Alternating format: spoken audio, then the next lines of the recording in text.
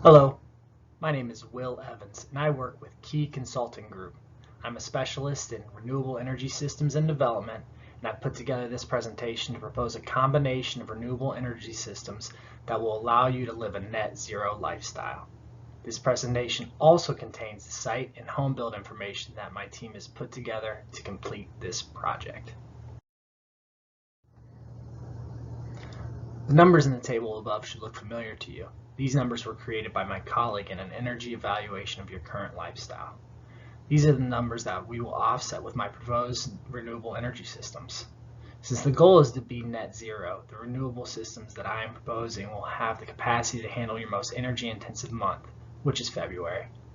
You can see the estimated energy by each month in the total energy use column on the right side of the table.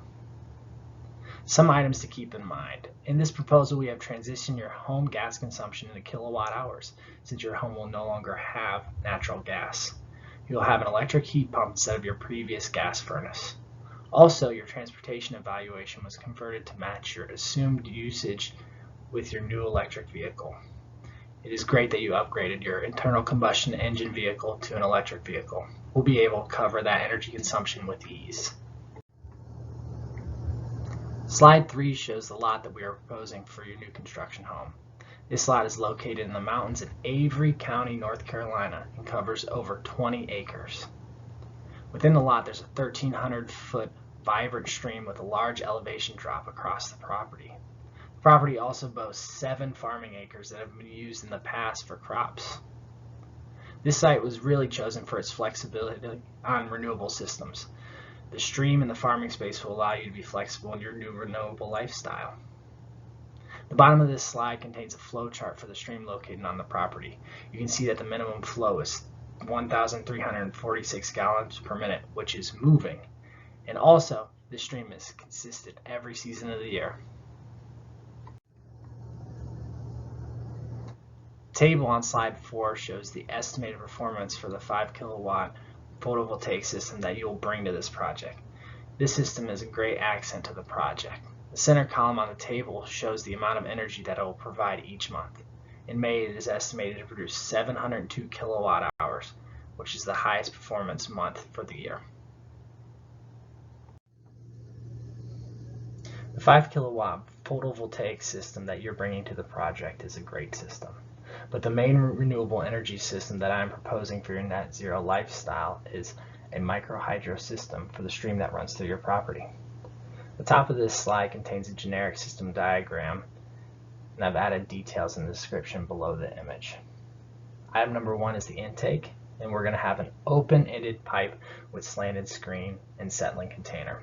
This was chosen for its low maintenance and cost effectiveness. Item number 2 is the penstock. It's 4-inch diameter HDPE straight pipe. Again, this was chosen for its durability. It also is very UV resistant. The size of 4 inches in diameter is needed in order to keep the total dynamic head low for the system. Item number 3 is the heart of the system, the turbines. In order to meet your energy demand, we will need a 7,200 watt system. This will be achieved with 3 Harris hydroelectric Pelton turbines rated at 2,500 watts each. This system is designed so that the water flows from the penstock and then splits into the 3 separate turbines. Item number 4 is the wire. The turbines produce 50 amps when fully operating, so we'll need 4-2 AWG wire to carry the power 55 feet to the house. Item number 5 is the charge controller. Each turbine will have a Midnight Solar Classic charge controller. These were chosen for their known durability and their amp capacity. Item number 6 are the batteries for the system.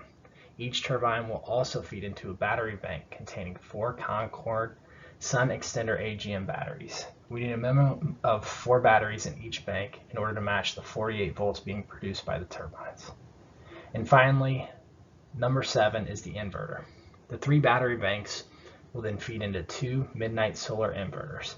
We narrowed the system down to these 2 inverters because we needed a minimum of 7,200 watt capacity, and the 2 5,000 watt capacity units get that done. The last slide was dedicated to the design of the microhydro system. In this slide, we'll review the output of the two renewable systems in comparison to your energy use. The table on the left shows your home energy use and the output of the 5 kilowatt PV system, as well as the microhydro system. The microhydro system is estimated to produce 5,000 kilowatt hours each month. This value is consistent because the flow needed to produce the power is 360 GPM, and the stream is never in danger of getting that low on flow. The chart on the right of the slide shows the renewable system outputs in bar form. The dark portion of the bar is the solar output, and the light portion of the bar is the microhydro. The line portion of the graph is your energy usage by month. You can see how that varies compared to the renewable systems. While this chart shows the microhydro system operating at full capacity each month, you'll have the option to shut off one of the turbines, which will bring your total energy output of the microhydro system down to about 3,500 kilowatt hours per month. This means that you could turn off one of the turbines from April to November and you'll still meet your energy needs. This feature of the system can be utilized to reduce your turbine usage and increase the life of the system. I do believe that microhydro system is the best fit for your needs. The system is cost effective, which we'll talk about in detail on the next slide, and the output is consistent. But I do want to present another option. The plot of land that we are presenting has 7 acres that can be used for farming. You could potentially plant 3.6 acres of corn and convert that to ethanol and maintain a renewable energy source. One positive of this setup would be that you could create the exact amount of ethanol you need to match your energy, and there wouldn't be any waste like there is in the hydro system. A big question mark for this type of system is the extreme cost variability for different approaches. For example, you could go with a very cheap system where you harvest all the corn by hand and create fermentation chambers with barrels, and it could be very inexpensive. Or you would then instead invest in a tractor and have a professional level fermentation system, which could be upwards of $100,000 for both of those. Knowing you on a personal level and your goals, I understand that you do not want to be a hand farmer, and you would actually want to invest in a tractor and a professional level fermentation system. So that would make this a more expensive investment. Some other options to consider with going to biomass versus microhydro is we'd actually ask you to convert your vehicles and using ethanol fuel. This would be more efficient than using the ethanol to drive generators to charge an electric vehicle. Next item I'd like to bring up is the investment into home-sized generators for the ethanol would be massive. And finally, your goal as a net zero lifestyle is to reduce your carbon footprint. And biomass does not do that. It's a great renewable source, but you are creating carbon as you're burning the fuel. And unfortunately, Avery County participates in the Ridge Law, making this location not ideal for a wind system. As mentioned on the previous slide, I'd like to dive a little bit further into the project costs. This slide contains a table detailing the main components of the system. The cost estimate for your complete project, including the lot and home, is $585,000.